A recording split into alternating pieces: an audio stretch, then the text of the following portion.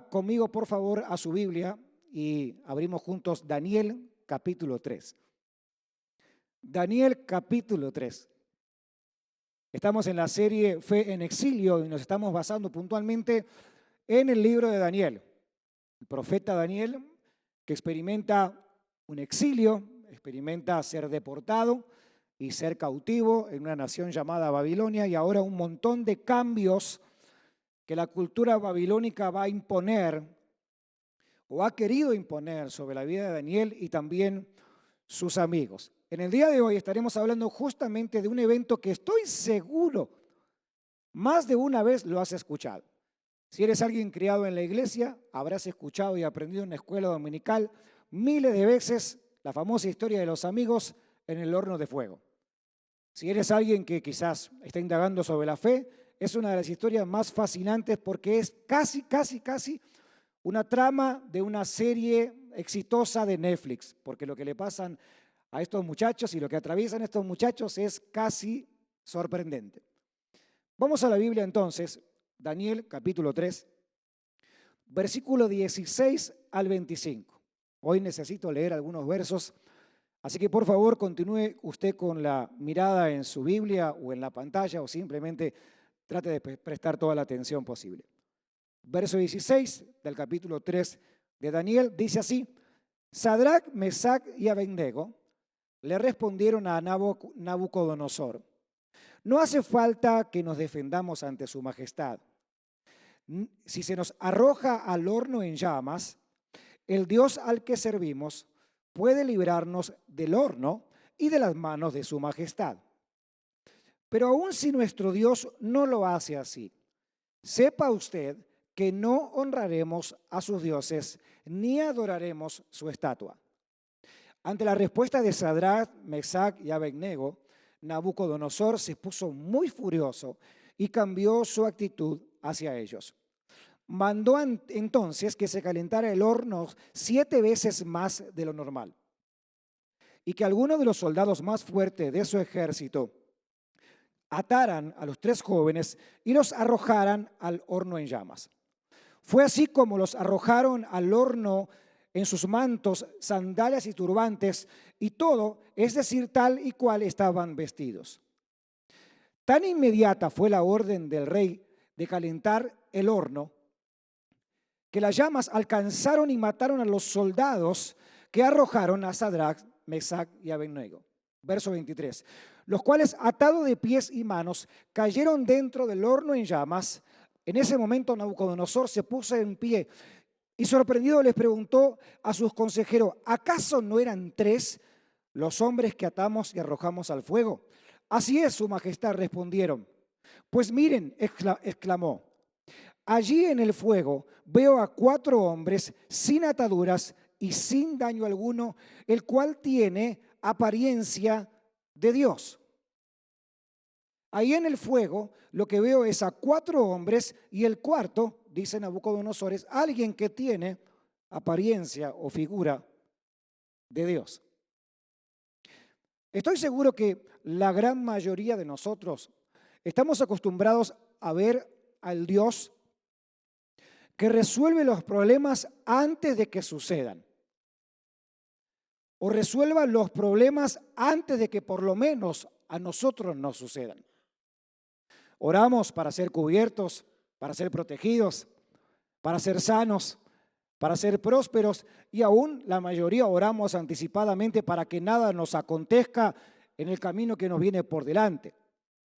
No sé si te pasa a ti, me pasa a mí, quizás cada vez que tengo que manejar alguna distancia en el freeway, antes de agarrar la ruta, quizás hago una oración muy rápida en mi mente, le digo: Señor, guárdame en el camino, que nada suceda. ¿Ustedes también es de ellos? Señor, que nos alcance la gasolina, que no se gasten las llantas, que mi esposa me haga mate mientras manejo. Bueno, eso ya son peticiones especiales. Y oramos anticipadamente antes de que algo nos suceda, oramos como una especie de protección y está muy bien hacerlo. Dios es tan maravilloso que nos da la gracia para poder orar y pedirle a Él que haga algo a nuestro favor o aún que nos cubra antes de que eso suceda. Pero también tenemos que aprender, y en esta tarde es la enseñanza, que hay una faceta de Dios. Es esa faceta que quizás a simple vista no entendemos muy bien. Porque la verdad es que no sabemos por qué Dios muchas de las cosas las permite. Nos encantaría ser anticipados a las cosas que no nos gustan, que nos va a suceder. Nos encantaría saber qué va a pasar mañana, obviamente más los que queremos tener control del futuro, o lo que nos gusta saber qué es lo que nos va a suceder el año que viene, o en 5 años, o en 10 años. Si sos papá y estás preocupado por tus hijos, te encantaría saber y desde ahorita estar seguro que tus hijos mañana van a triunfar, no sé, van a estudiar, van a casarse, van a tener hijos, van a ser buenos ciudadanos. Queremos tener de alguna manera alguna idea de lo que nos depara el futuro. La verdad que no sabemos por qué el Señor, como con los discípulos iban en una embarcación, nos cuentan los evangelios, e iban cruzando el mar para seguir haciendo el ministerio y de repente, dice la Biblia, se desata una gran tormenta. Era una tormenta tan grande que azotaba la embarcación. Fue tal el miedo que tenían los discípulos que fueron donde Jesús a despertarlo y a decirle, ¿qué pasa que no tienes cuidado de nosotros? Este mar está demasiado agitado, las olas demasiado altas, nos vamos a ahogar. Te vas a ahogar junto con nosotros. La Biblia dice que Jesús se levantó de dormir la siesta y entonces dio una palabra de orden, una palabra que instantáneamente hizo que sucediera lo que los discípulos por tanto tiempo, aunque querían tirar el agua con un tarrito o con un frasquito fuera de la embarcación, sucedió en una sola frase. Dice la Biblia que Jesús se paró ante la tormenta y le dijo, calla, enmudece, aquíétate. Y todo se acabó en una oración de 3 o 4 palabras que hizo Jesús. Ahora, présteme toda la atención posible porque debo hacer una pregunta en el día de hoy, antes de continuar. ¿Quiénes ustedes creen que es el creador de los cielos y la tierra? ¿Quiénes ustedes creen que es el creador del mar y de todo lo que hay dentro del mar? Entonces parece ser que al mismo que van a despertar porque estaban desesperados, porque el mar los iba a tragar, parece ser que ese mismo al que van a despertar es el mismo que tiene el poder de calmarlo, porque es el mismo que tiene el poder de crear la misma tormenta. Hay una enseñanza poderosísima detrás de este simple pasaje del Nuevo Testamento, y es que el Señor provoca tormentas para entonces después calmarlas. Y para que entonces después que Él provoca una tormenta y luego la calma, tú y yo nos llevemos la gloriosa enseñanza de que Él es por sobre todo. Los discípulos tenían que aprender que el Señor era un Señor que calmaba tormentas, pero también las provocaba. Era un Señor que iba caminando y sanaba a leprosos, sanaba enfermos, hablaba con prostitutas, sanaba los corazones de las personas que estaban marginadas, compartía con los cobradores de impuestos, pero de repente decía, yo no vine a traer paz, yo vine a traer espada.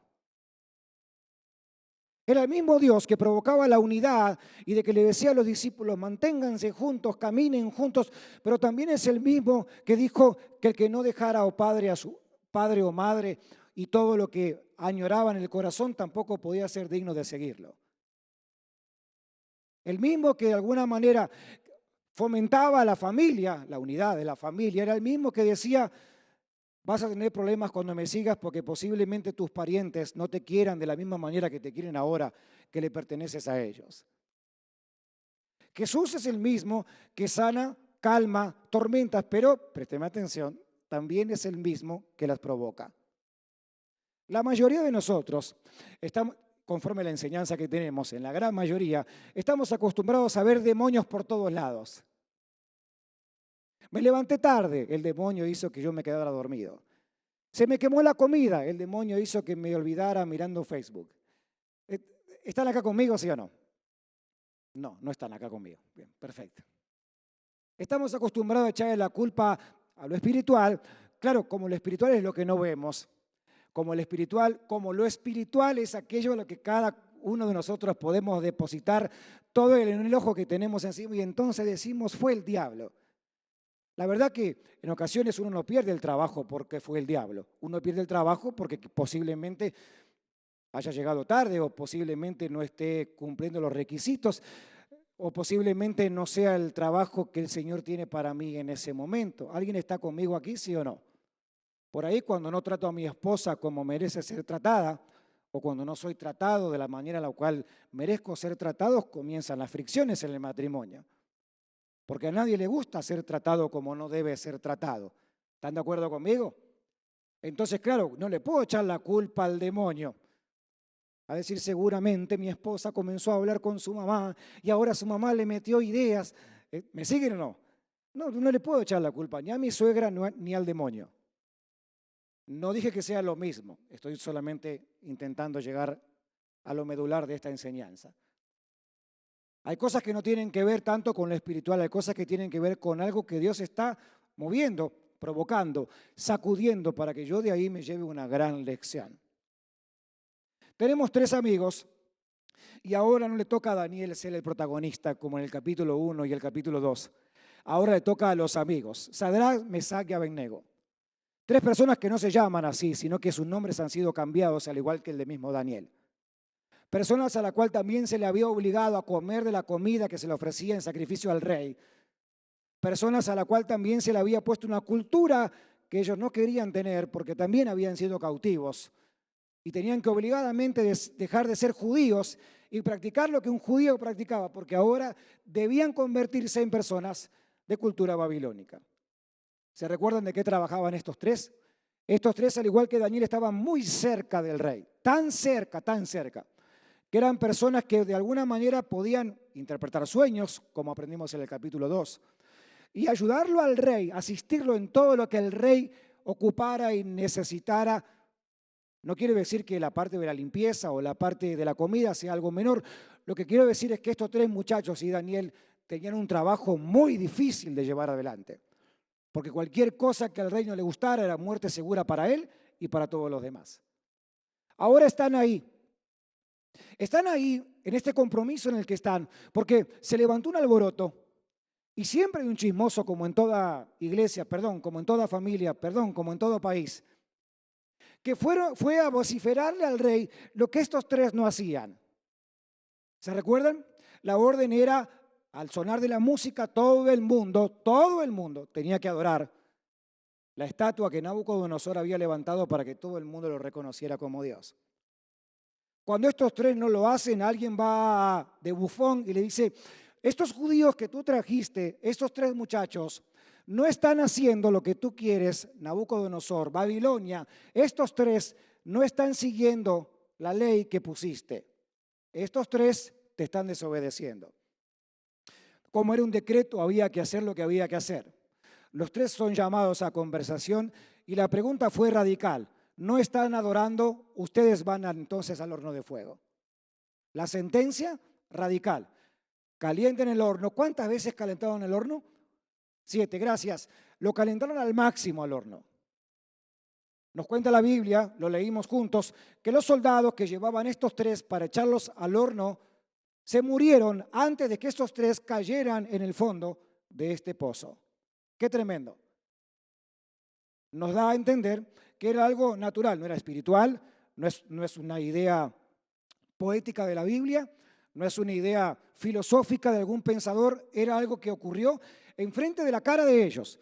Los soldados cayeron muertos, no había opción. Estos 3 que habían sido echados al horno de fuego habían de morir al igual que los soldados. Siempre me he preguntado por qué razón en nuestra vida cristiana el Señor no nos cubre, no nos guarda, no nos protege de momentos tan difíciles como el horno de fuego. Si estás pasando por un momento tan caliente como el horno de fuego, si estás atravesando por uno de esos momentos o has pasado en tu vida uno de esos momentos que uno dice, Dios mío, ¿cuándo se termina todo esto? ¿Cuántos de ustedes son de tierra caliente? Vienen de algún lugar de mucha temperatura. Levanten la mano, por favor. ¿Cuánto es lo máximo que ustedes han aguantado de calor? ¿120? ¿125? ¿130? ¿Cuánto más? ¿Quién da más? Bingo. ¿Se imaginan un horno 7 veces más caliente de lo normal? ¿Quién pudiera soportar una cosa como esa? Y si fuéramos alguno de nosotros, los que hubiéramos tenido que caminar hacia un horno así, hacia una circunstancia así. La verdad, yo hubiera orado al Señor para que el Señor me librara del horno, pero no entrar, más bien quedarme en la puerta. Yo le hubiera pedido a Dios: Señor, te pido que en tu misericordia, en tu gracia, esta copa la pases de mí y mejor mandes a otro hermano que tenga mucho más fe de la que yo tengo, porque yo este horno no lo aguanto.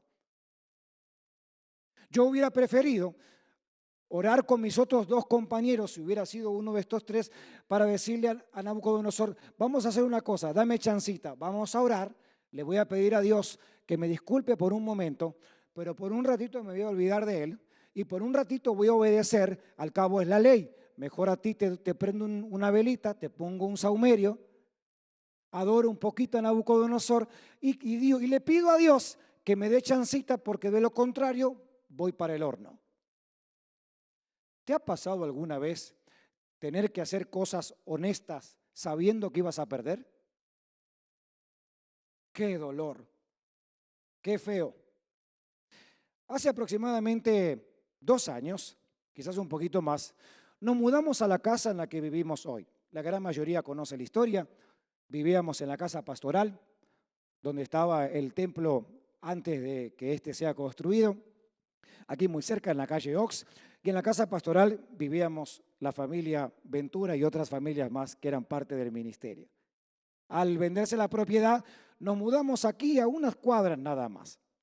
La única diferencia que esta casa donde vivimos ahora es bastante más chiquita.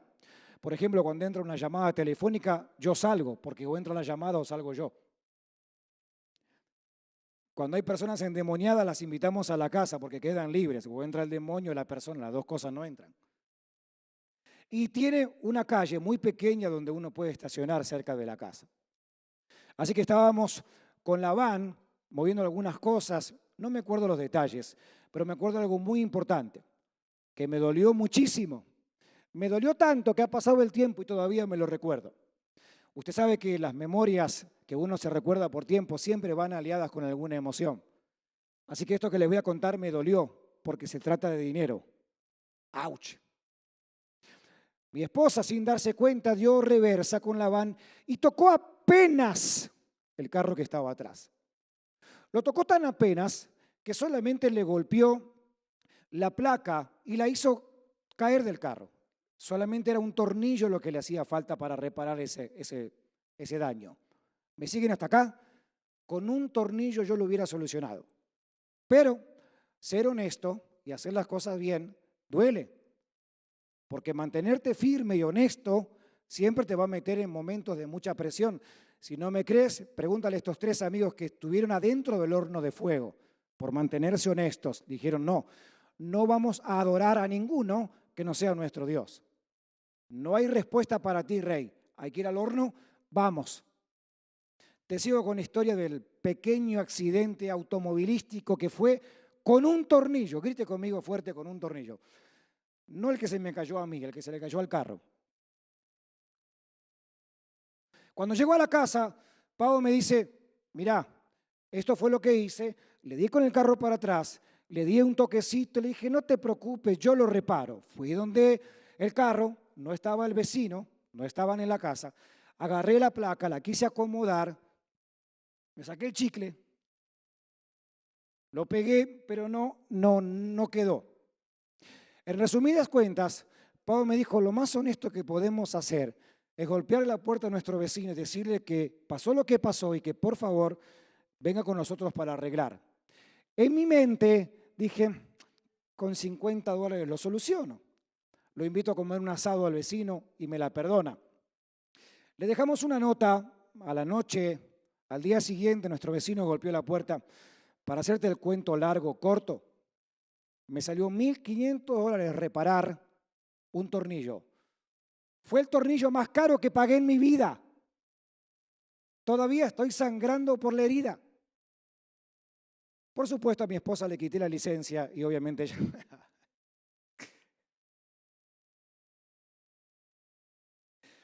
En mi mente yo estaba peleando, y debo confesarlo, y oren por mí.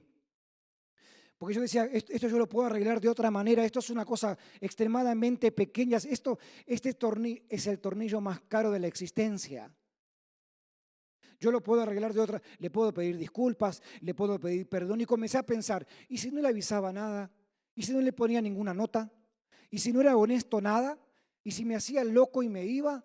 ¿Y si mejor adoraba un poquito a Nabucodonosor? Total, Dios me está mirando y tiene gracia. A mí me enseñaron que Dios perdona los pecados, así que ¿qué tal si mejor soy un poquito deshonesto y adoro un poquito a Nabucodonosor? Total, la gente que yo conozco es tan peor que yo y es mucho más pecadora que yo y es mucho más mentirosa que yo, y lo veo todos los domingos en la iglesia. Levanto un aleluya. ¿Te pasó alguna vez pensar eso? Claro, a mí 1000 veces. Entonces yo digo, ¿para qué tengo que ser por qué tengo que ser tan honesto? Y encima soy honesto y me va mal. Porque no es que fui honesto y mi vecino me dijo, no se preocupe, oiga, usted que es pastor, mire, Dios lo va a bendecir, no se apure, mire, le pongo un tape y lo resuelvo. El tipo me dijo, no, me lo rompiste, me lo vas a pagar.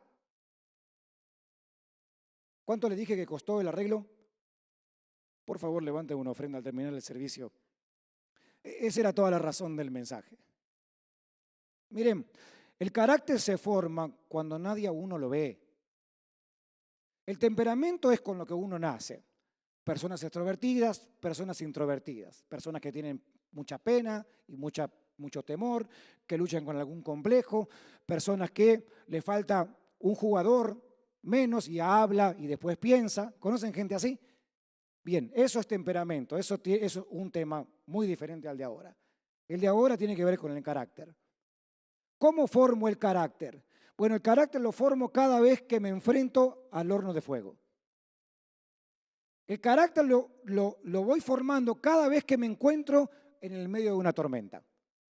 Cada vez que estoy en un mal momento, en una crisis, en un problema, en un dolor, es el escenario perfecto para que mi carácter sea formado. Y entonces me puedo parar, como los 3 amigos de Daniel, a decir, quiero que sepas, Nabucodonosor, no te voy a adorar. Y si el Dios al que sirvo no me libra del horno de fuego, no tengo ningún problema, no te voy a adorar. Creo que en el día de hoy, la iglesia cristiana, más que nunca, con excepción o salvando la situación del COVID y todo lo demás, o la cuestión política y todo lo demás, creo que lo que hace falta, y con humildad se los digo, es personas como usted y como yo, que nos mantengamos honestos, aunque estén preparando el horno y calentándolo 7 veces más para echarnos adentro. ¿Alguien está aquí conmigo todavía? Porque el horno se sigue calentando y posiblemente alguno de nosotros terminemos allá adentro. ¿Me escuchaste bien? Posiblemente alguno de nosotros terminemos allá adentro. Pero entonces es ahí adentro, esto es maravilloso. Es en el medio del problema es donde existe la mejor revelación. Porque todo el mundo quiere el resultado, ¿verdad?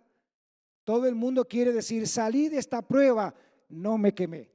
Salí de esta prueba, no siento dolor chamuscado.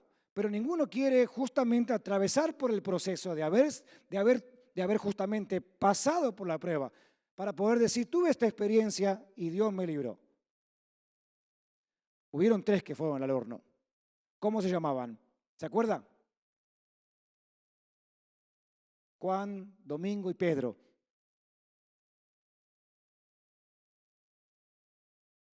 Se llamaban Sadrach, Mesach y Abednego, unos nombres un poco raros, un poco de la época. Estos 3 tipos experimentaron por honestidad y por ser transparentes y por ser fieles y por ser comprometidos, atravesaron el horno de fuego. Présteme atención. Número 1, cuando estés atravesando una prueba y te esté yendo mal según tu criterio, no sientas que Dios te ha dejado, porque es ahí donde Dios más presente está. Dicen los salmos que el Señor está más cerca de los que están quebrantados. Así que si estás quebrantado, Dios está más cerca tuyo que si no lo estás. ¿Están acá conmigo? Si estás atravesando un momento, si tú me dices, pastor, no aguanto más, siento el calor del horno de fuego, Dios está más presente contigo que con ningún otro. Alguien puede decir, este asunto de formar el carácter está bien, suena bien, tiene criterio, pero ¿cuándo Dios va a terminar? Bueno, la noticia es que Dios va a terminar el día que Él te venga a buscar para que vivas con Él por la eternidad. Mientras tanto, toda la vida es una larga maratón de enseñanzas, una tras otra, tras otra, tras otra. ¿Para qué? Para formar el carácter. No hace falta gente con temperamento. Está bien quien puede ser elocuente, está bien quien puede ser simpático o empático, está muy bien quien pueda ser carismático, está muy bien, es parte, está bien, es genial. Pero mucho más importante que todo eso es que haya gente de carácter. Porque mientras todo está bien, todos estamos bien, hay mucho motivo para celebrar, pero cuando las cosas no están tan bien, entonces recién ahí es cuando de nosotros se ve el carácter. Cada vez que vayas al horno de fuego, van a haber dos cosas que van a salir de ti, o va a salir lo mejor de ti, vas a dar una palabra de confianza como nunca antes, o vas a ver cuán cobarde nos hemos vuelto porque el problema es demasiado grande. ¿Cuántos quieren ser promovidos a más en Dios, a alcanzar más en Dios, a prosperar más? A ver, levanten la mano. Hoy tengo que motivarlos un poco porque no tomaron café. Sí, yo quiero. ¿Usted quiere? Bien, perfecto. Vaya entonces al verso número 30 del mismo capítulo de Daniel. Y permítanme terminar la idea con esto. Porque cuando pasa lo que pasa, el horno es calentado 7 veces, los 3 van y terminan en el fondo del horno, aparece un cuarto, el que se pone a bailar con ellos entre las llamas. Está Dios mismo en que interviene y hace que el fuego no los queme. Ahora, una vez sorprendido Nabucodonosor, los manda a llamar afuera y dice el verso número 30, para los que quieren ser promovidos, ojalá les anime esta palabra. Después de esto, el rey, Nabucodonosor, promovió a Sadrac, a Mesach y a Abednego a un alto puesto en la provincia de Babilonia. El asunto termina aquí y el capítulo 3 termina con este verso. Después que fueron maltratados, acusados, en el horno de fuego, ahora el mismo que los mandó al horno de fuego es el mismo que da 2 ordenanzas. La primera es que todo el mundo tenía que hablar bien del Dios de estos 3, porque no habría un Dios tan poderoso que pudiera jamás cubrir a 3 personas de un fuego tan alto como este. Y la segunda ordenanza es que Él mismo se encarga de promoverlo a una siguiente posición, a un siguiente nivel. ¿Hay alguien aquí que todavía quiere conocer más a Dios de lo que lo conoce? ¿Hay alguien aquí que quiere ser usado por Dios más de lo que ha sido usado? Soporta el horno de fuego. Aguanta un poquito más. Son 5 minutos más. Van a subir 2 grados más el horno. La temperatura va a subir 3, 4 grados más. ¿Aguantas? No te rajes, Jalisco. Es un poquito más. Y alguien me dirá, pastor, ¿cuándo se va a acabar todo este asunto? ¿Cuándo llega la historia de que ellos están mejor en la playa y no en un horno de fuego? Dame un minutito. Dame 5 minutos más de tu paciencia. Porque después que salgas del horno de fuego viene Dios mismo y se encarga de promoverte y de ponerte en lugares de privilegio, en lugares amplios, en lugares de pastos verdes. Alguien tiene que aplaudir esto que estoy diciendo esta mañana. Sí. Pero tienes que aguantar. 2 versos bíblicos más que uso para dar referencia a lo que intento enseñar el día de hoy y terminamos cantando una canción que le pedí a los muchachos que cantaran, que tiene mucho que ver con lo que estamos enseñando hoy. El primer verso para cerrar esta idea es el Salmo 23. El Salmo del pastor o el Salmo de la oveja, mejor dicho. Ustedes lo conocen de memoria. Dice el Salmo 23, el verso 3.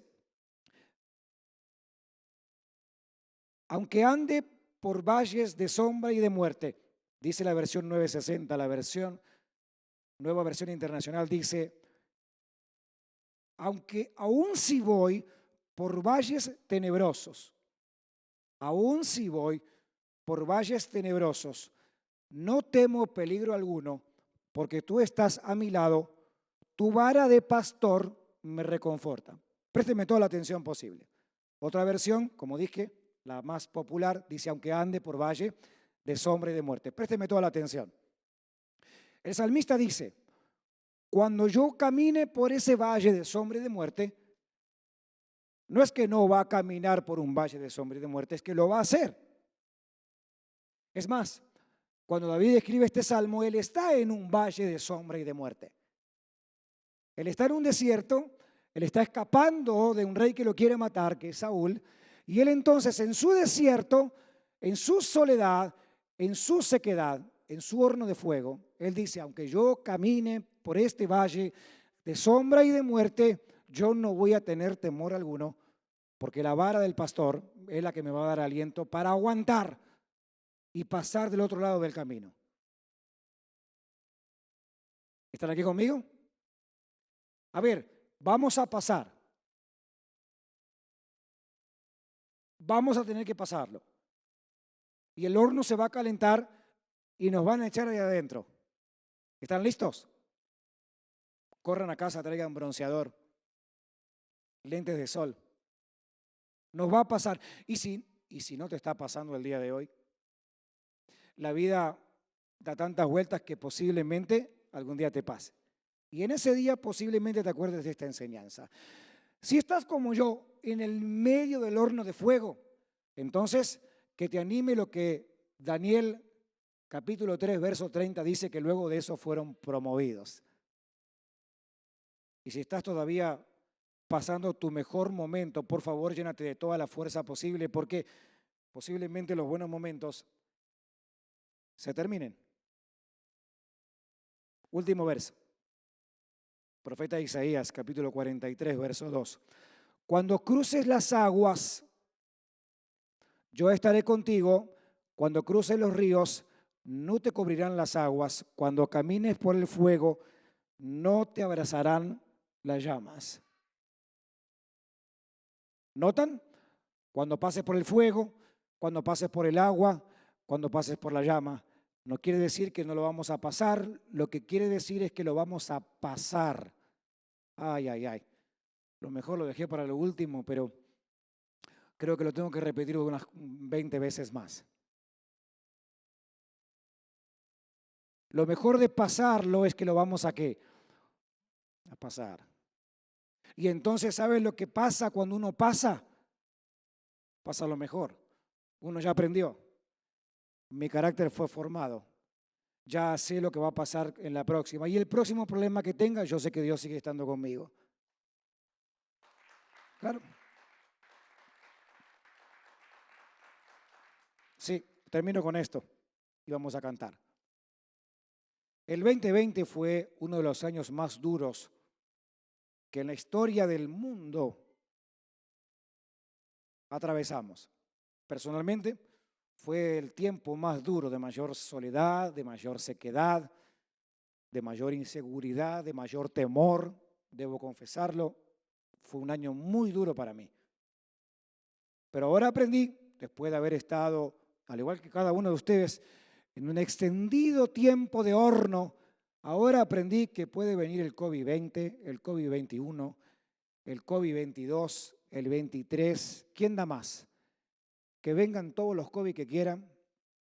Mentira, que no venga ninguno. Lo que intento decir es que pase lo que pase, mi carácter fue formado, aprendí la lección, nos quedamos con el Señor firmes, creyendo, no adoramos a ningún Nabucodonosor, Babilonia no nos tiene, nosotros le pertenecemos a Él porque Él es nuestro Dios, Él es nuestro Rey y nuestro Salvador.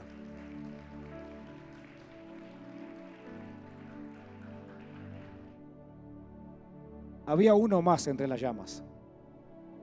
Ese era el ángel, era el Señor, ese era Jesús mismo acompañando a estos tres muchachos, solamente porque tomaron una decisión, no doblarse ante las propuestas de Babilonia.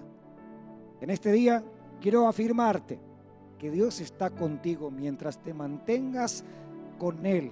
Él se mantiene contigo.